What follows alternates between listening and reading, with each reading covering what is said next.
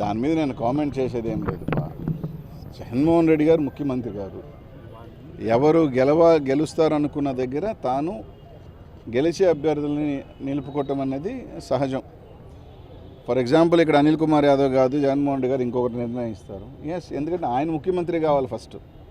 జగన్మోహన్ రెడ్డి గారు అనే వ్యక్తి ముఖ్యమంత్రి అయితేనే మేము ఎవరైనా కానీ వైఎస్ఆర్ కాంగ్రెస్ పార్టీ కార్యకర్తలను, కాబట్టి ఎవరైనా కానీ జగన్మోహన్ రెడ్డి గారు ఒక నిర్ణయం చెప్పిన తర్వాత ఖచ్చితంగా పార్టీ అనేది ఒకటి ఉంటుంది. కాబట్టి పార్టీ కట్టుబడి ఎవరైనా కూడా ఆయన కోసం నిలబడాల్సిన అవసరం. మా వ్యక్తిగతం కన్నా కూడా ఆయన ఎవరు గెలిస్తే బాగుంటుంది అని ఏదైతే నిర్ణయం తీసుకున్నట్టు ముందుకు వెళ్తాడో, కాబట్టి అది ముఖ్యమంత్రి గారి జగన్ అన్న. ఎందుకంటే ఆయన పార్టీ, ఆయన మళ్ళీ ముఖ్యమంత్రి రావాలా, ఆయన కోసం మేమందరం కష్టపడాలి. సో దానికోసం ఎంతోమంది ఎవరైనా కూడా త్యాగం చేయాల్సిన అవసరం వస్తే ఎస్, త్యాగం చేసేదానికి సిద్ధంగా ఉండాలి.